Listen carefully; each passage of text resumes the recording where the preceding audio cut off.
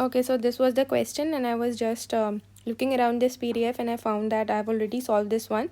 So as you can see that the question is asking you for pentanol and all the structural isomers, but they must have a primary alcohol in its structure. Okay, you must have this 1 degree alcohol in the structure.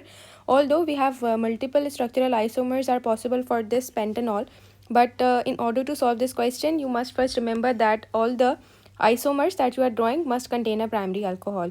So I've already drawn the 4 structures over here, and all of them contains a primary alcohol in the structure. So what first of them is 1 pentanol, then you have 2 methyl butanol, 3 methyl butanol, and then 2,2 dimethyl propanol.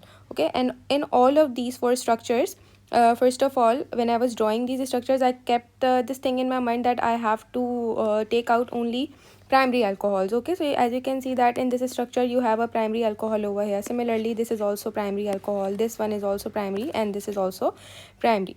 Okay, now the next thing that they're asking you is about the chiral carbon. Okay, and you know that what is a chiral carbon? Any carbon that have 4 different groups attached will be your chiral carbon. Okay, so now if I just move on, and if I just search in this 1 pentanol structure, I can see that there is no chirality. I cannot see any chiral carbon. This carbon is bonded to 3 hydrogens, so it gets cancelled. Similarly, this carbon also is bonded to 2 hydrogens, so it is cancelled. This one is not chiral, and this is also not chiral. Similarly, this one is also not chiral. So this compound is 1 degree alcohol, but it is achiral. Similarly, in the same way, I have to check in all the 4 isomers, and when I was doing, I found that this compound to be achiral because of the obvious reasons that each carbon is attached to 3 similar groups in this methyl, and then here also this carbon is attached to 1 methyl, and then another group is also methyl, so this is also achiral.